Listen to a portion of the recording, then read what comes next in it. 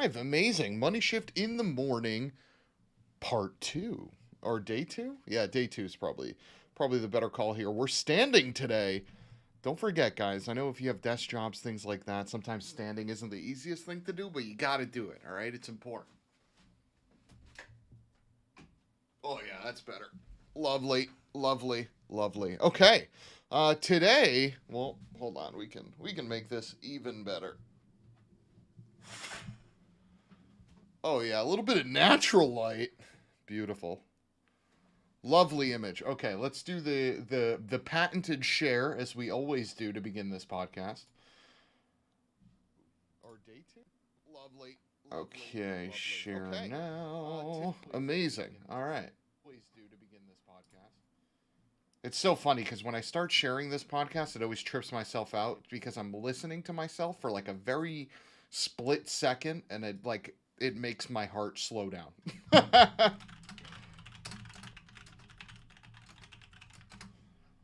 Okay, so in today's episode, we're going to be focusing on forbidden fruit. Yes, that is correct. These are the cars that you cannot get in the United States that are available today for purchase outside of the States somewhere. Now, again, Money Shift in the Morning is a really 30 minute to an hour long sort of news show that we do in the mornings.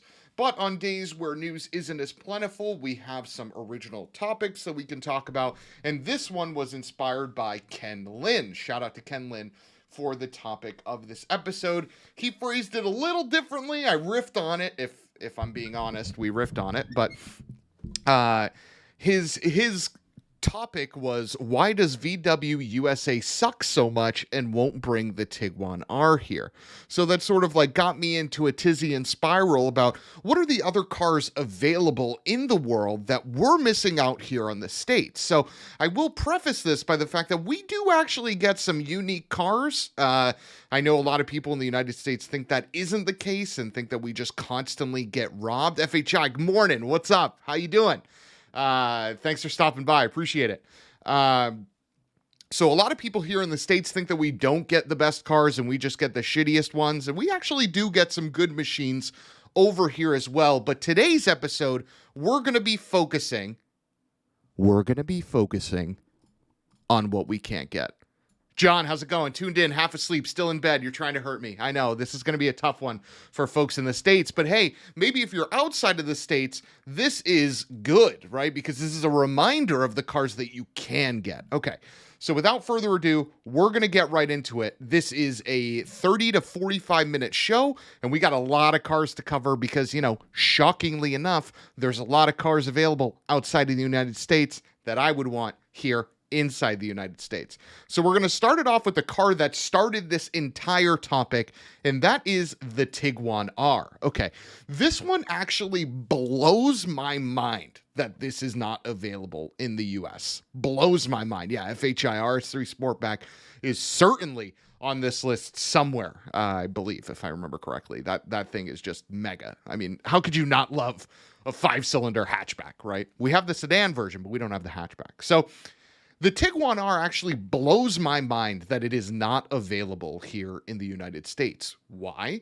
Well, for one, it's an SUV, and every company and their mother is trying their best to bring as many SUVs to the States as they possibly can. So when VW comes out with an SUV and it doesn't come to the States, it's interesting. And not only that, people can say, well, hold on. It's a performance SUV. Maybe that's not what people in the States want. Pump the brakes on that, because we got cars like the Grand Cherokee Trackhawk. We have X3, X5M, X4M. We have all the Cayennes, all the Macans, right? People love sporty SUVs. So when a brand like VW comes out with this, it's kind of nuts that it isn't available here in the States. So what are we looking at? Okay. The Tiguan R has a 2.0-liter turbocharged engine. It's the same engine in the Golf R. It's the same engine in the GTI with some changes, but it's largely that same E8888 unit, I believe it's called. 316 horsepower, 309 pound-feet of torque. It has a 4-motion, so this thing is all-wheel drive. 0 to 60 happens in 4.8 seconds. This thing also has really good torque vectoring, so good in fact that it can send 100% of the torque to the rear wheel on either side.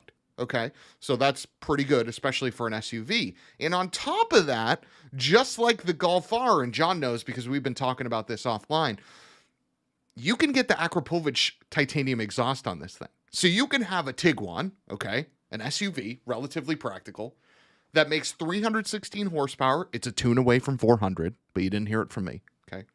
Comes with a titanium exhaust if you want it, okay?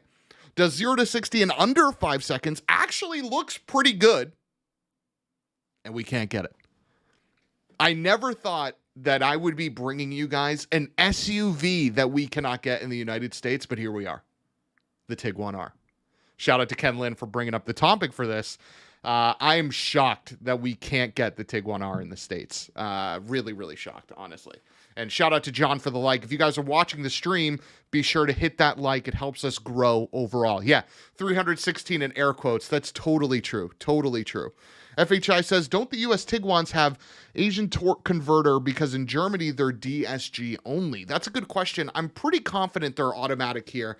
Maybe John will be able to double, triple, quadra confirm in the chat. I don't think they're DSG here. Yeah, Asian. I knew what you meant. I don't know why I still read that as Asian.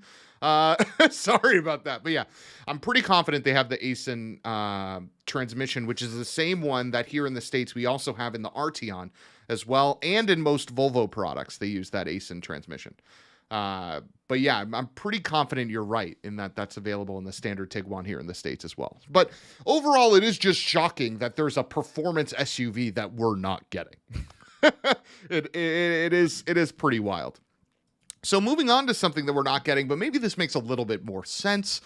This is the Toyota Century. So John says, by the way, FHI, because he's talking on Facebook, that they come with an auto in the States due to towing. Interesting.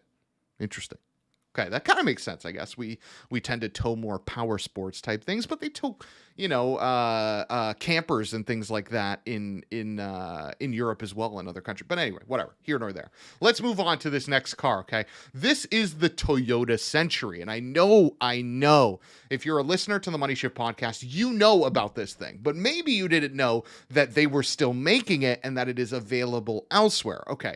Brief history on the Toyota Century. This car started production in 1967. The first generation of this car, you want to hear about long product cycles, lasted 30 years.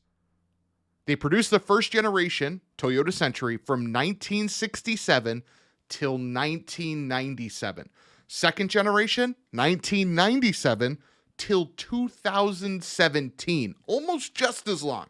Okay, but this is the new one, all right? The new generation, which started in 2018, has the 5-liter V8 out of the RCF, the LC, and all those like high horsepower V8 Toyota Lexus setups, and it also has a hybrid powertrain.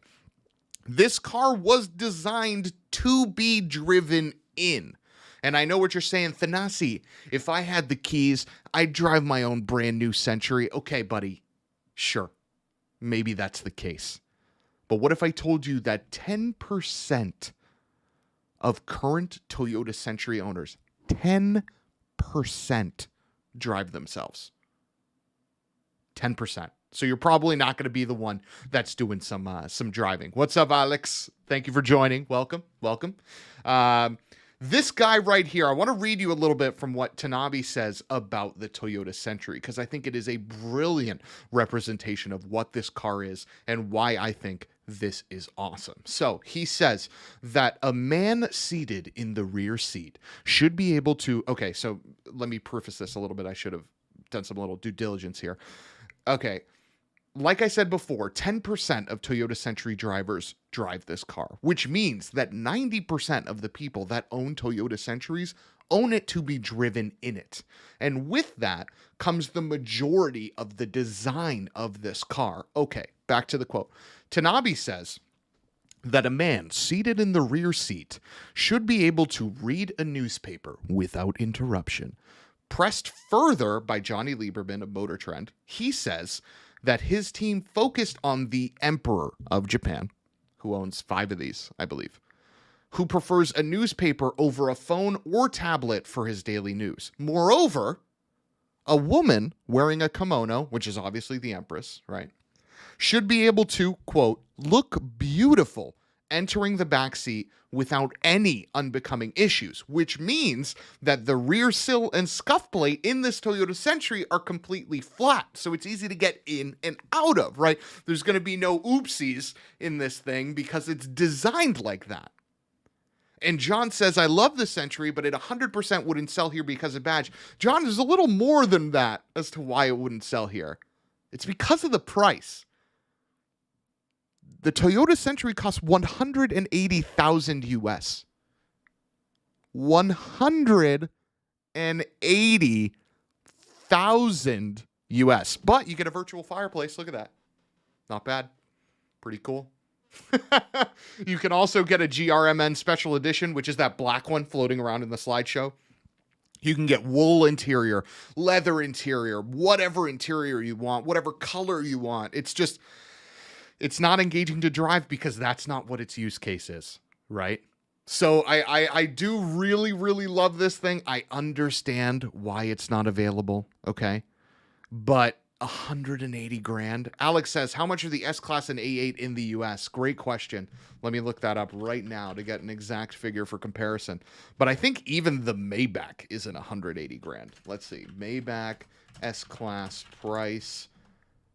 Yeah, 185,000 gets you a brand new Mercedes Maybach. Okay, brand new. So for the same price as this Toyota Century, which, by the way, again, has a virtual fireplace. Look at that thing. $180,000 gets you a Maybach sedan. So what are you getting? What are you getting if you're in the States? FHI says a Maybach is 280,000 euro there. Yikes. Well, let's say all things being equal, you buying the Maybach or you buying the Century? I'm probably going to buy the Century because if at the end of the day you want something that's classic that'll look good forever, I'm getting that one right there, the GRMN edition. Look at that thing. That looks sick. It looks sick.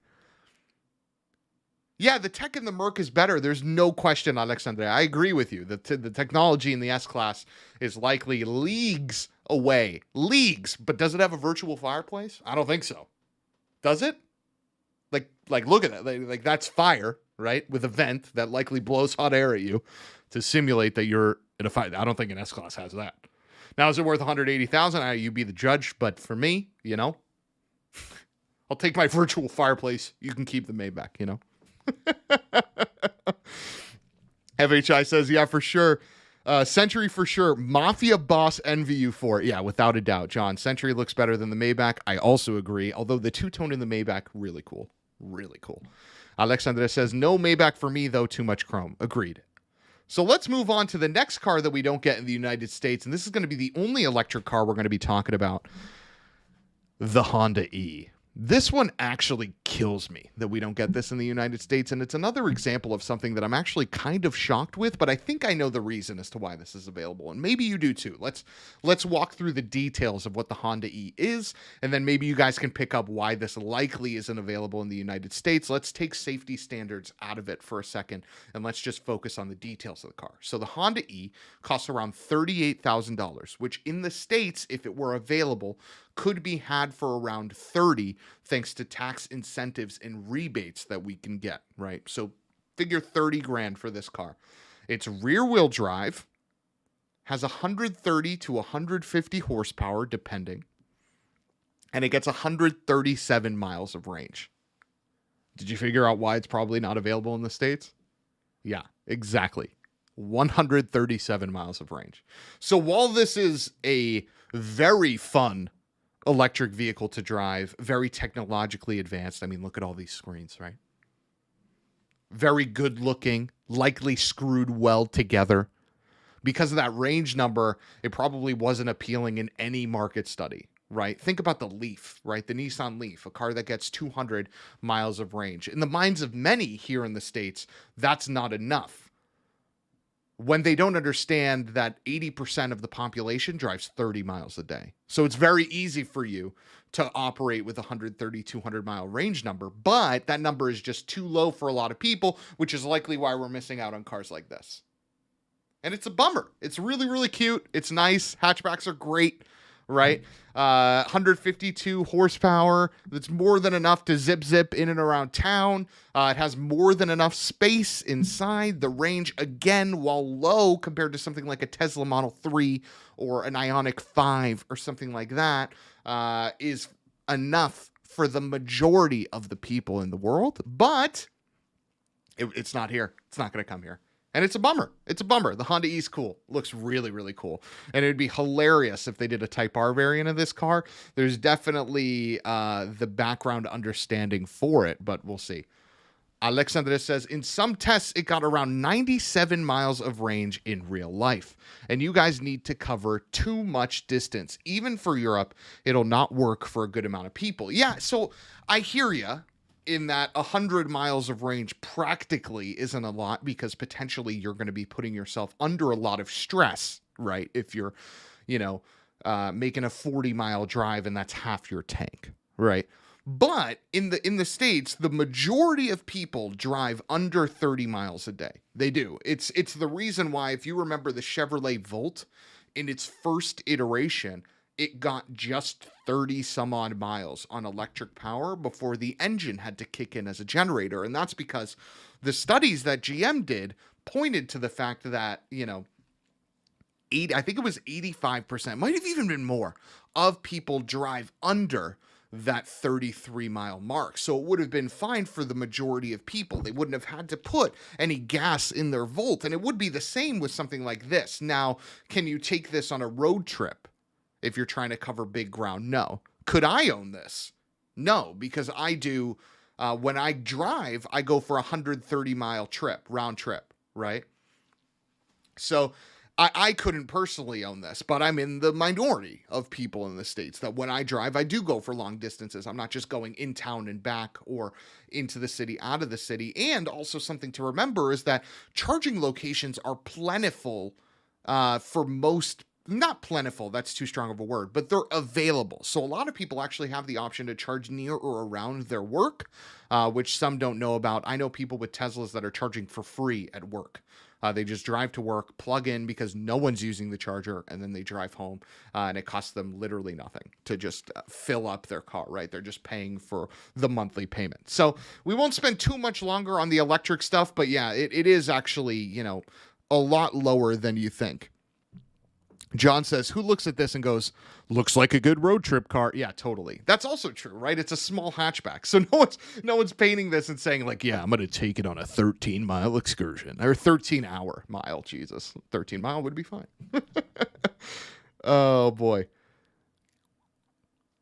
What do we got here? Alex says, I think it's a good daily for people who do up to 60 miles until they find a charger. Taking into consideration, some days it's cold and you want to be toasty inside. Yeah, I hear that. I hear that for sure. Andrew says, looks like a modern EV Plus. Yeah, it has. I think the one thing that I really do enjoy and love about this Honda E is that it doesn't look like a Prius, right? It doesn't have that same shape that the Prius and the regular Hyundai Ioniq and even the Honda Insight have, right? It looks like a small hatchback, and that's awesome. Okay. But let's move on to another vehicle that it's pretty obvious why it's not available in the States. And just by looking at the interior, you should be able to pick up what this is. FHI says, do you get the electric Smart Mini and Fiat 500? Yes, we do actually get all three, which makes it even more polarizing, the fact that that car isn't available, because we do get small range electric vehicles here. The Fiat 500, you could actually have leased in the States when it was new for $80 a month. That was a lease offer that was available to folks. I think it was a year and a half ago. You could get one for $80 a month, which is less than Americans spend on coffee in an average 30-day span. So you definitely could have gotten one. So But yeah, that angry face intros this brilliantly, John. This is the Honda S660. Specifically, the one that you're looking at here is the Modulo version, which is like the higher end version, has like a little aero kit, things like that. But these are the details on the car for those of you in the States that haven't heard of it, or those of you outside of the States that maybe haven't paid attention to it. So the Honda S660 is only available, to my knowledge, actually, is it available in Europe? Those of you in Europe chiming in, let me know. I know it's available in Japan, obviously, but let me know if it's available in Europe. I don't think so. But it is a 660cc engine. It has 63 horsepower out of a 3-cylinder turbo. You can get it in a 6-speed manual or CVT, and its price, when converted, is $18,000 at base, or up to $27,000 for this guy, the Modulo version. They weigh 1,800 pounds. Okay, so I know what you're saying. You're like, hey, 63 horsepower. Like, where the like we live in a world, right? Americans do. Okay, where I'm looking. Okay, outside of my house, right here. I'm looking in the driveway. What I'm looking at next door to me is a Chrysler Pacifica that has over 250 horsepower. It's a Toyota RAV4 V6 that has almost 300 horsepower. And I'm looking at 2 pickup trucks that have way over 300. Okay. And I'm showing you this thing, trying to get you to want it by saying it has 63 horsepower. Why should you want it? Well, you should want it because it's a mid-engine, 1,800-pound manual thing that can be had for $18,000. So, John, I get it. I get what you're saying, that it's $27,000, but it's $27,000 for its highest trim. So think about the Modulo version as like a BRZ TS, right? The BRZ TS was almost like $40K when new, but you could get a BRZ for like 26 grand. So it's a really similar sort of like design exercise here, right? Alex says you can request to get it imported in Greece at least, like a special order model, but you are light go-kart with plates. Yeah, exactly. This is a go-kart with plates. And there should be no reason why you wouldn't want something like this, right? Outside of having space limitations, but for $18,000, this is a fantastic second vehicle for a lot of people in the States, right? You could have your sedan, your SUV, your pickup truck, whatever. And then on the side, you have your Honda S660, which will run forever. You can drive the nuts out of it and not be worried about getting in trouble speed limit wise because of how much it struggles to get the speed. Shout out to Fulgen for the likes and John for the likes. Thank you guys. If you're watching the stream, don't forget to hit that like button. It does help us grow on here. And if you're enjoying MoneyShift in the morning, shoot us a follow. I'm going to try to be on every morning, but Tuesday for about 30 minutes to an hour. So don't forget to shoot that follow if you want more car news in the morning. But yeah, I believe the TS exceeds the SDI in price. John, you can actually find them on the used market for like 29 to 30 grand. There was actually a TS that popped up locally for around 30 grand, which kind of made it appealing. It was like, oh, I don't know. Is it worth it to get one of those now? But I would still want to change too much about the BRZ to want to get something special like a TS edition, which is why if I was to get an S660 like this, shout out to Alexander for the like. Thank you, my man. I appreciate that. If I was to get an S660 like this, it would be the base model. Give me the $18,000 trim, give me the manual, and let me go about my business. I'll get the suspension, I'll get the wheels, I'll get the et cetera, right? And you got a fun car that's lightweight, fun to drive, and cheap. Again, $18,000 is what can put you in the seat of this car. So moving on to something else that is lightweight and something that I know Europe definitely gets and we don't get is the Alpine A110. And this one hurts, guys. This one really, really hurts because this car is really, really special. So for those of you in the United States that don't know what this is, allow me to introduce you to the Alpine A110. In stock form, it has a 1.8 liter turbo 4 that makes 249 horsepower and 236 pound-feet of torque. And I know what everyone in the States is already saying. Thanasi, you just told me about a Toyota RAV4 outside that has 280 horsepower. I believe you were pointing to a Chrysler Pacifica that has more horsepower than that A110. Why should I, well, like what what about the A1? What about it is interesting to me? And I'll tell you, KFHI is alluding to it in the comments by saying Cayman but fun. This thing weighs 2,450 pounds. 2,450 pounds. Okay. So because of that, and because of the power it has, now remember, a ND Miata weighs 2,300 pounds, 2,381. Okay. So pretty close to an ND Miata in weight. Has more power, has 249 horsepower, 236 pound-feet of torque. And with all that, it gets a 0 to 60 of 4.3 seconds, which is fast. I know we operate in a world where electric cars can do 0 to 60 sub 3. M5s can do 0 to 60 sub 3. 911 Turbo S's can do 0 to 60 sub 3. But 4.3 is still fast. Let's not forget, okay? John says, NC Miata with drug problems. Alexander says, my guilty pleasure. Too bad it's too close in price-wise to the base model Cayman. I would still get the Alpine. I would too, because I think the modern base model Cayman isn't special, right? You're operating with a flat 4 in the Cayman. And part of what the Cayman's allure was, at least to me, was having that special flat 6 engine. Even in base trim, you could get a 2.7 liter flat 6 engine. And now that it's gone flat 4, it really does kind of sound like a Subaru in base trim, which sort of removes the engine part from the equation. And putting these on equal footing, I would take the Alpine because to me it feels more special than a base Cayman does. But I do understand that they're really, really close. How we doing from Sri Lanka? Kavithaka joining in. What's up? Welcome. Thank you for stopping by. Appreciate that. But I love these things. I adore them.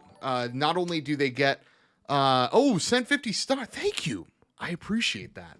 That means a lot. Thank you for stopping by.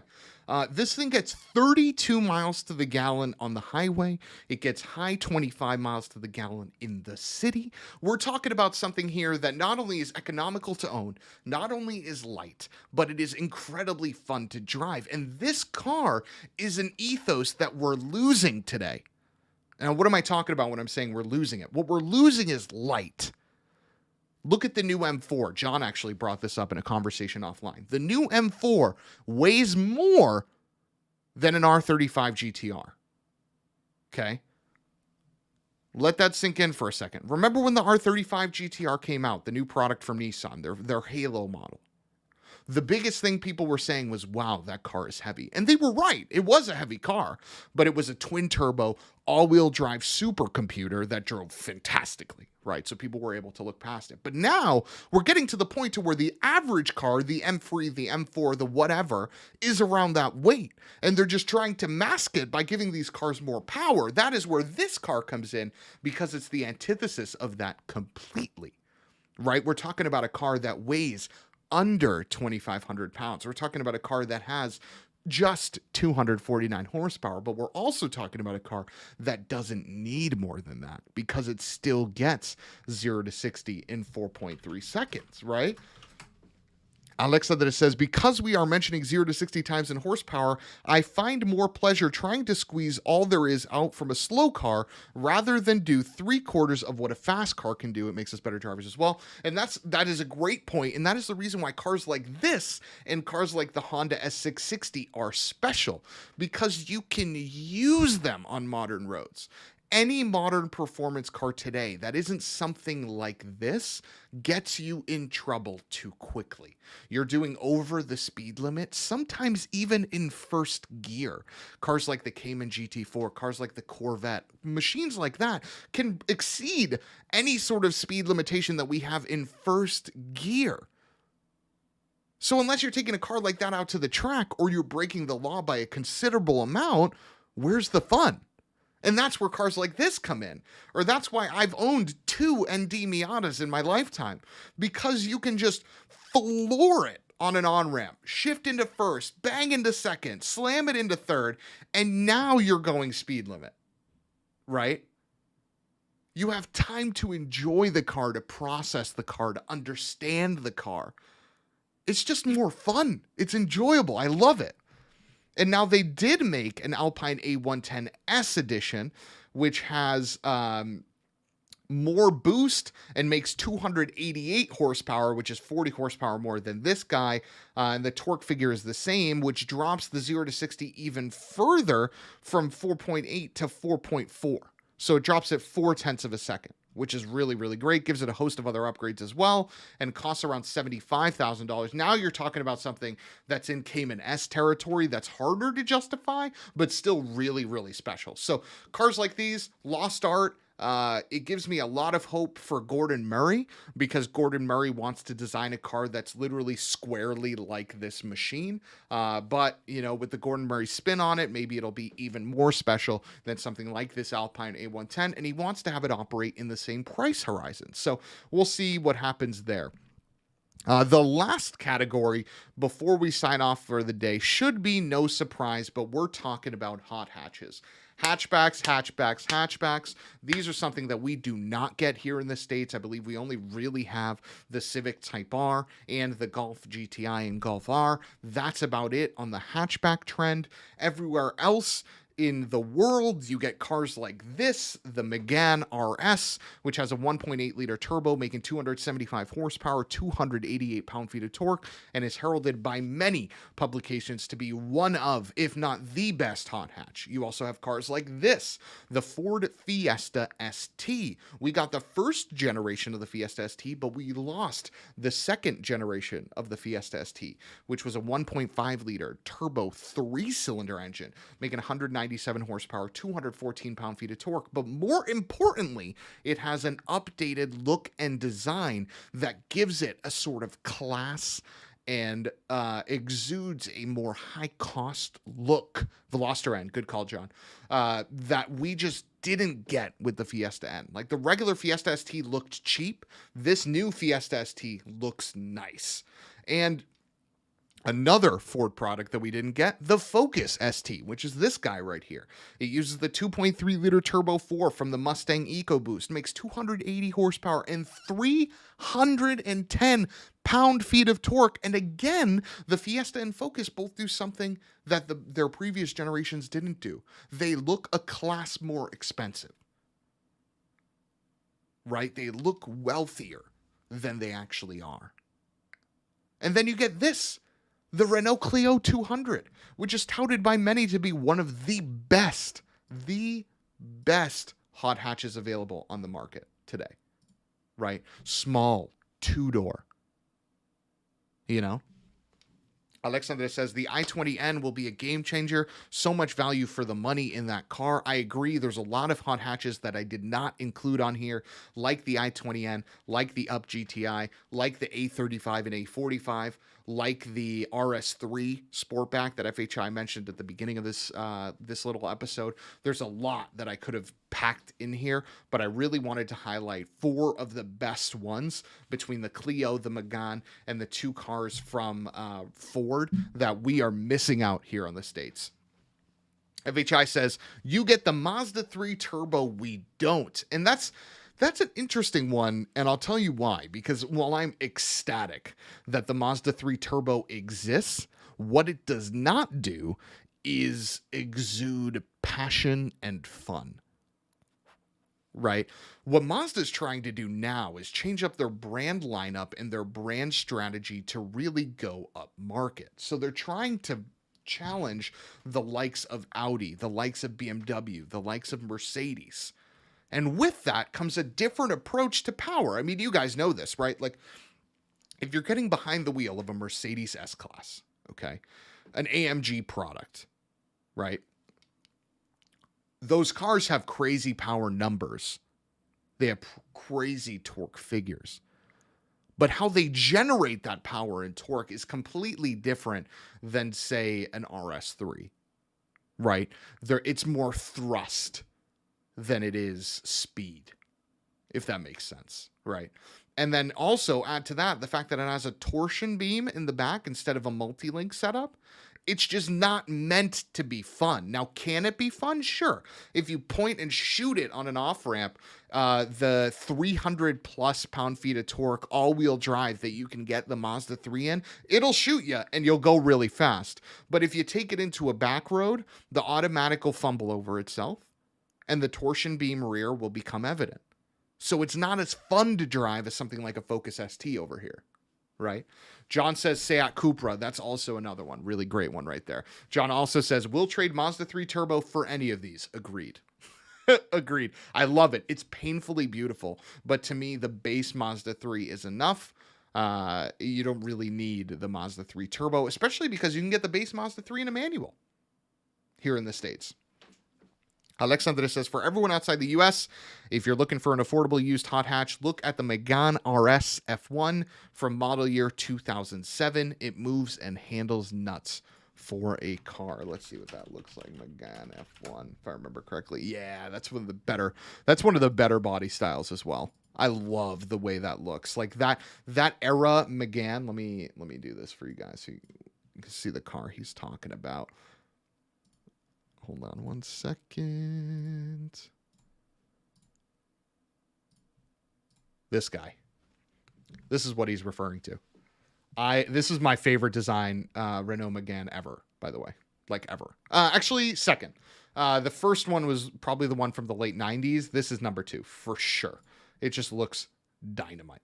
Dynamite. Like, I love it. Remove the stickers are part of the fun, right? Yeah, I think if I was to get the Megane, I would shoot to get it in this exact livery, the gray with the red, very like Porsche 911 GT3 RS 4.0, which I know they're in like very different leagues, right? But yeah, that's definitely something we can shoot for. So when can we get that in the States? 2007 minus 25 is. I searched Google image for that. Sorry, guys. I did that incorrectly. 2007 plus 25. 2032. So we are a mere 11 years away from getting a Megane F1. So we're pretty close. Pretty close. So with that, guys, this brings us to the end of the hallowed ground. The cars that you can get in the world that we here in the U.S. cannot get. I do appreciate everybody for stopping by. Shout out again to Sri Lanka. Shout out to Greece. Shout out to Germany. Shout out to US. Shout out to everyone that stopped by. Thank you. I truly appreciate it. If you guys enjoyed the stream today, be sure to drop a like and be sure to follow. We stream every morning now in around this time range. And then Tuesday nights on East Coast time, it's a longer form episode, almost pushing an hour and a half with all your car news that you could want. So thank you guys for stopping in. I will see you tomorrow morning. Have a great rest of your day. Have a great night for those of you, depending on where you are.